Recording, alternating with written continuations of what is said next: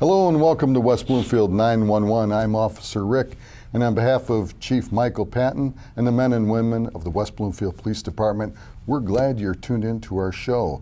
Before we go to the corner spotlight, which is something that we like to do so that you can meet some of the employees in the police department and realize we're more than just a uniform and see us in a more human way, I'd like to introduce our guest, Mrs. Amy O'Rourke. Amy, how are you, honey? Good, how are you? Good, it's glad to see you on the show. Oh, thanks for having me. And we'll get back to you and we'll talk about, well, you know what we're going to talk about, Yes, and so I does do. everybody else, Yep. but we'll talk about that in a moment, okay? Yep.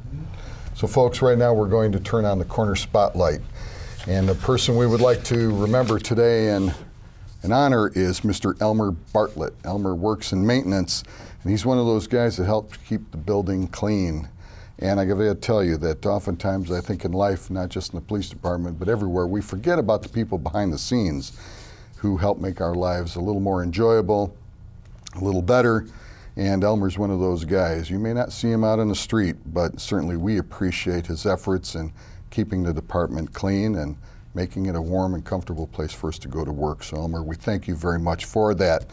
Elmer's been employed with the police department since 2006, so he's been there for 7 years.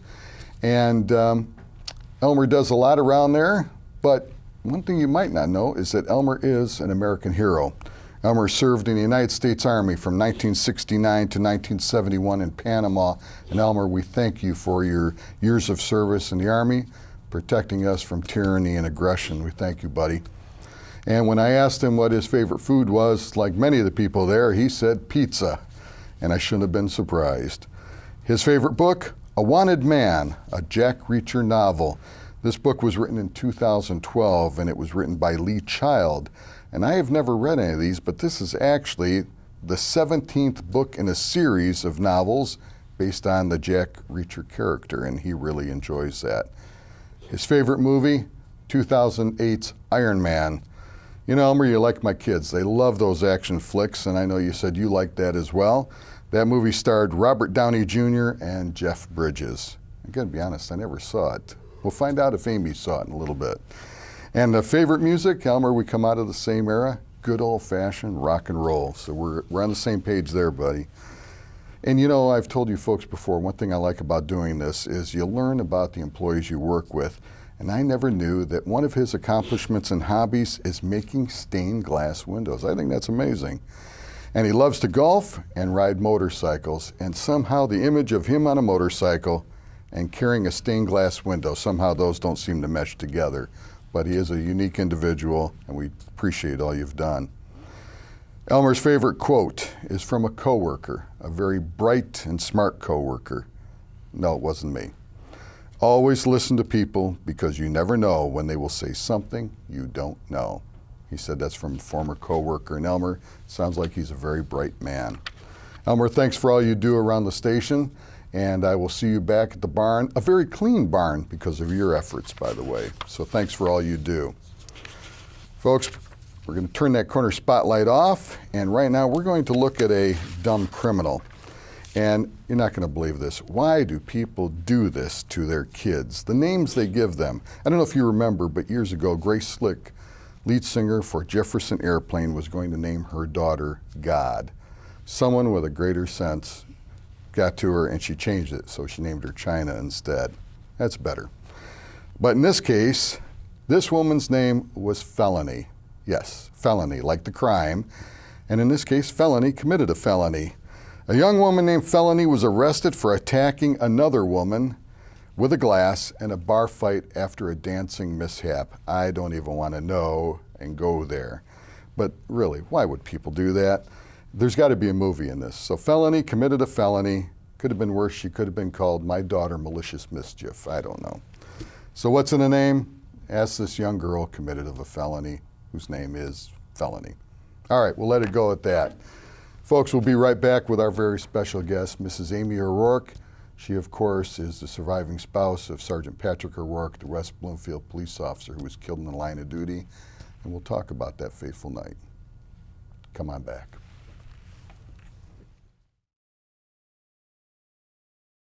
You're watching West Bloomfield 911 on Civic Center TV, a service of the Greater West Bloomfield Cable Communications Commission. For more information or to watch episodes on demand, visit civiccentertv.com/WB911. Civic Center TV, television that's close to home. After the tragic loss of an officer in the line of duty, Michigan Concerns of Police Survivors provides support to surviving law enforcement, families, and coworkers. To learn more about MyCops and upcoming events, or for more information on how you can help, visit mycops.org or call 877-464-2677.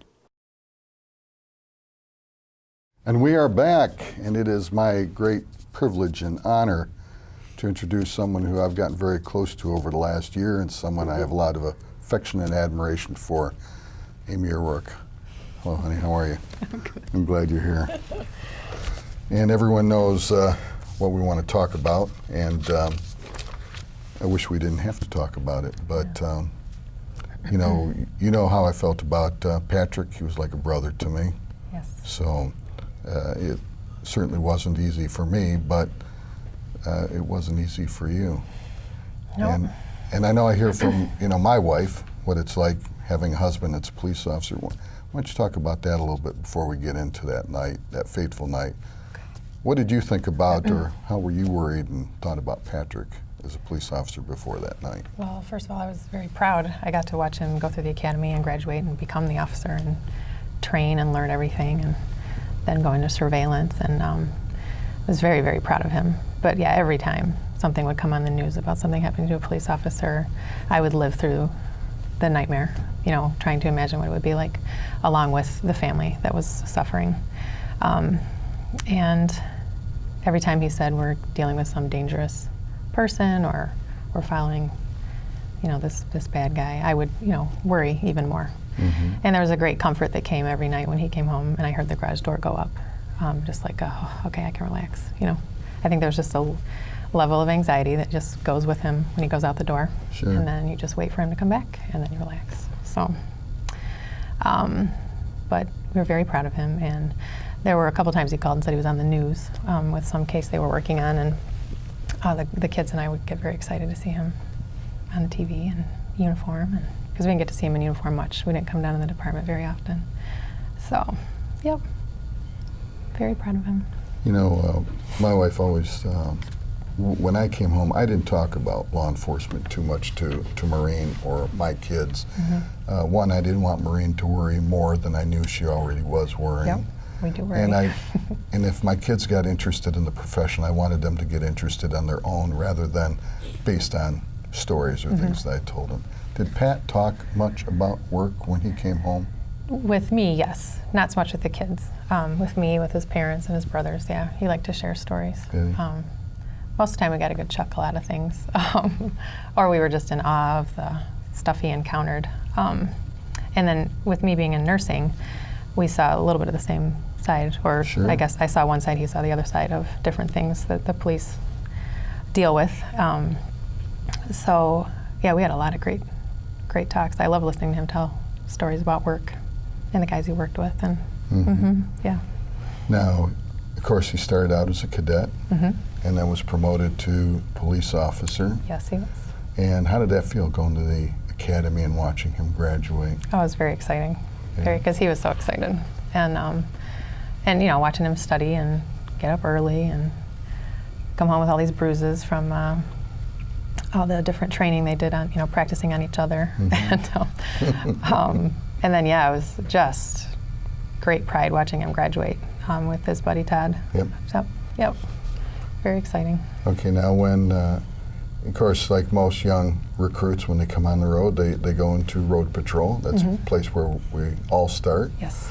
And of course, we're in a nice suburban area. Mm-hmm. Right. And when he ended up going into undercover unit, did you have more worries? Oh, yeah. Oh, yeah. Because he ended up in Detroit a lot.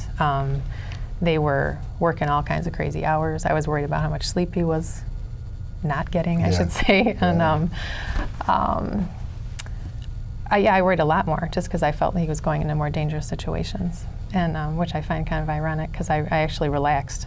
I think I physically felt more relaxed when he shaved his beard off and went back into the uniform, which I guess danger is just everywhere. So Yeah, it's that's kind of the way Marine felt. Even though I didn't work undercover here, when I came here, I came from an agency, and most of the work was in the big city. Yeah. And my wife felt the same way when I came to West Bloomfield. Oh, he's in a nice, he's a nice area. Yes. And I'm assuming Pat protected you the way I protected my wife. I never let my wife, I always let my wife have that illusion that, okay, it was better. Now, it is a nice community, but statistically, an officer has just as much possibility of being killed, whether he's in an urban, suburban, or a rural area. So even though we may not be assaulted and spat upon and yelled at or whatever is often out here as someone working in a city like Detroit, the fact that officers get killed out here is just as much, in the suburbs, just as much as they do in an urban community or in the country. Yep. And Pat let you live with that illusion, didn't he? He did. And I'm grateful that he did. Well, let's talk a little bit about that night. Okay. So when Pat went to work, I assume you kissed him goodbye like you always did? I did. We had our last kiss on our stairway because I was loading all the children into the car to head over to my grandpa's house in Port Huron for the day. And he was going upstairs just to get ready to head out the door. So he pulled out of the driveway and waved goodbye to all of us, kissed all the kids goodbye on his way out. And that was it. So we'd gone to Mass that morning together. That was something we always do. We were very consistent about that, no matter what his work schedule was, because there's 5 Masses available to us between Saturday and Sunday. So we always went as a family, and then he'd go off to work. So. And for those who don't know, I'm sure most people know by now, I know that both you and Patrick were and are people of great faith.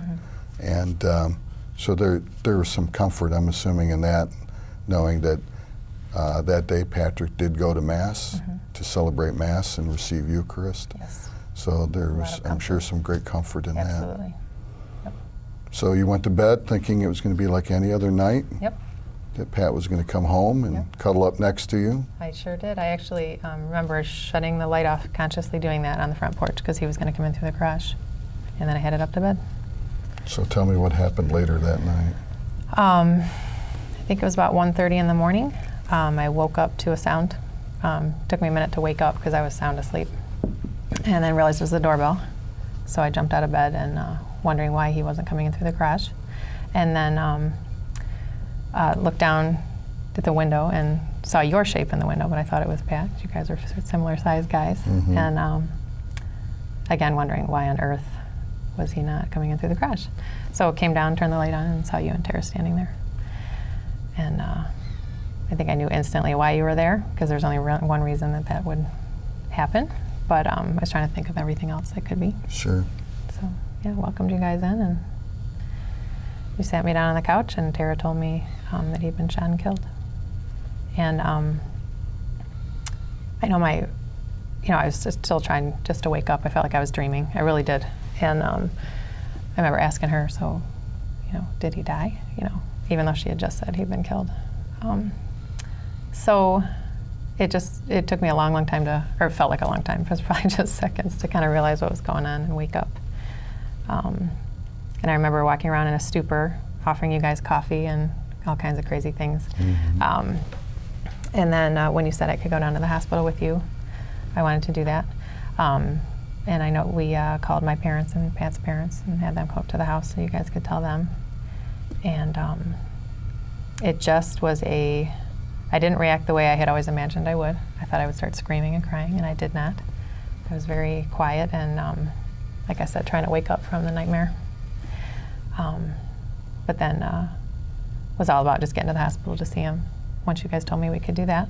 So I put my church clothes back on, and away we went. So, yep.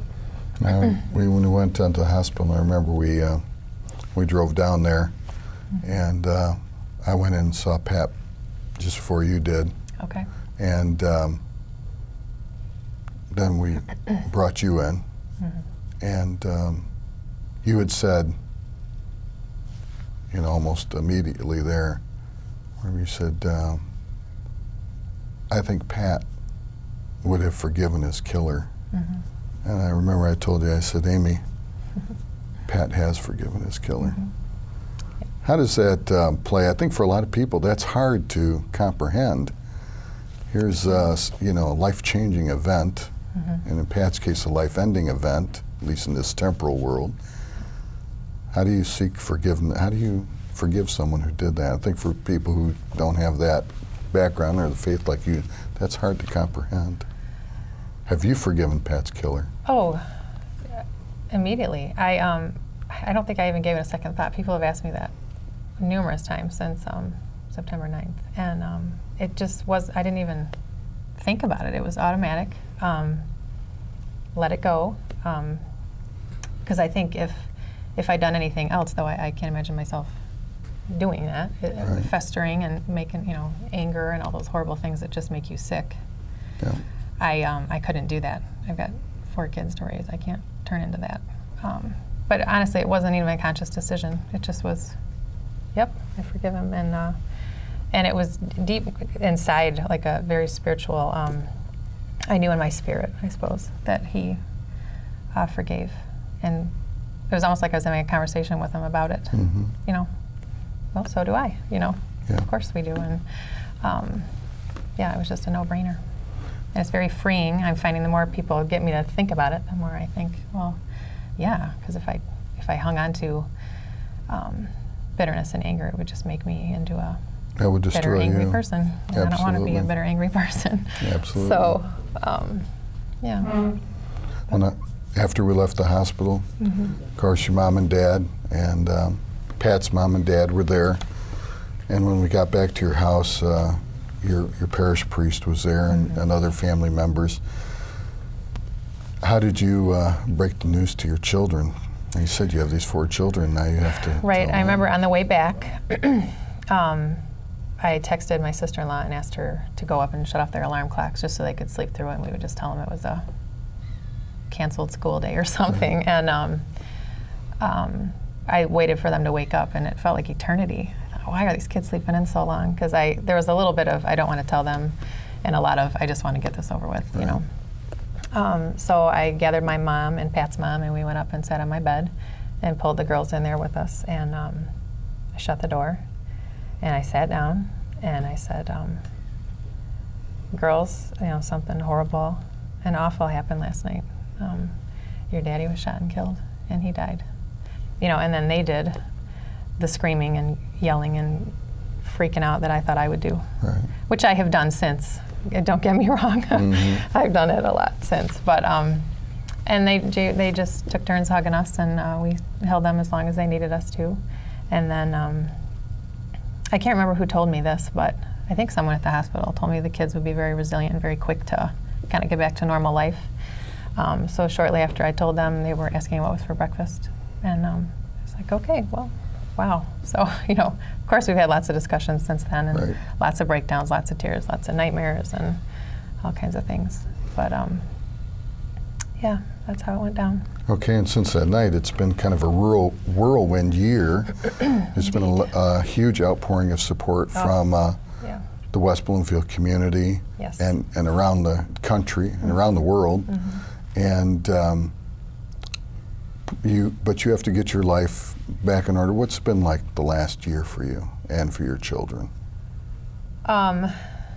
Busy. A lot of going to events. People have put on events to honor his memory, and that has been.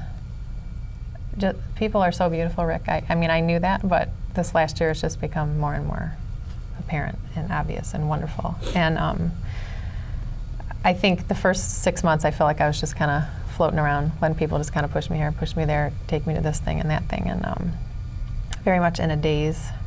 And I think now as those wonderful things have slowed down a little bit, I've been able to grieve more and kind of adjust our new normal, as they call it.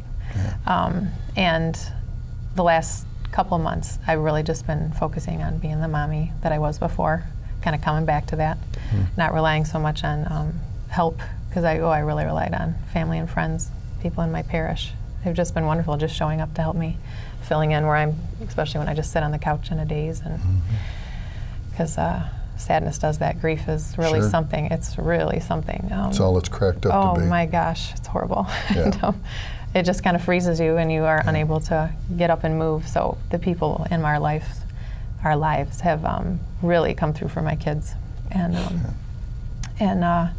the community, this community, my community, amazing, full of just amazing people, just hugging me. That's been absolutely wonderful. Thousands and thousands of hugs this last year. So, and for my kids, and the love and support has been unreal. Well, now you have a awesome. different, we've talked in the past, and you said the one term you didn't like, and so I introduced you as surviving spouse. You appreciated don't that like too. the term widow. I don't. Do you, how do you handle now everyday life without that second half? Because I can't imagine, I know I would tell people, I've been married quite a few years, and I can't imagine trying to raise my children without my wife. It's hard when you have a spouse helping you. How have you adjusted now to raising your children without Patrick? Well, I relied on family and friends a lot that first 6, 7, 8, 9, 10, 14 months. But I've been weaning myself off of that, becoming more and more capable every day, I think. But it is very hard. I don't think I took anything for granted when he was with me, but you really realize how much he did, how very present he was in their lives. And we worked opposite shifts to keep the kids out of daycare and keep them with one of us. And to have that just go away suddenly was devastating. And for the kids, they miss him terribly. I miss him terribly. I miss him. I know. And yeah, though I tell you what, Rick, he lets us know he's around. Oh, yeah. It's really something. I hadn't experienced anything like that because I've not lost someone like this before, so I didn't realize how God allows those who've gone before us to reach out and let us know they're okay. And he through does. others as well. Yeah, absolutely. Now, we only have a minute or so left, Amy. Yeah. One thing that I found, we're of different generations, you use Facebook quite a bit. Yeah. And I know people, and I told you very early on, people are drawn to you because you had a great love. You still have great love, great faith. You're not filled with anger and bitterness, and you have forgiveness, and people are drawn to that. And you have shared that on Facebook. Talk a little bit about Facebook. We have about 40 seconds left. What has that meant to you? And it's cathartic and reaching out. Oh, yeah. I mean, long story short, I'm posting letters to Pat on there when I get time. And I spent a lot more time early on just depriving myself of sleep just to get the emotion out of me because it just would build up and I had to just get it out. And so I write these long letters to him explaining how I feel. And people respond to it. And their faith is greater because of some of the things that I've said. And so praise God if we can use this horrible tragedy to help others come closer to God, I'm all about it. Absolutely. That's fine with me. I agree with you 100%. Amy, don't go away. Okay. We would like to remember another officer a hero just like Patrick, who died in the line of duty. Folks, if you would, please remember in your thoughts and your prayers, Deputy Keeper George W. Haight of the Michigan Department of Corrections, who was killed in the line of duty March 27th, 1893. You've heard that correct. This man was a great American hero who lost his life, but it was forgotten in the fog of history. My brother, we are sorry that it was forgotten for so long, but I guarantee you from this day forward, you will never be forgotten.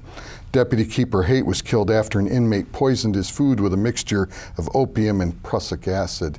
And believe it or not, this inmate had tricked the night captain in the prison, Michigan State Prison in Jackson, to give him more freedom within the prison walls by promising him a treasure that was buried in Rhode Island, and this guy fell for it.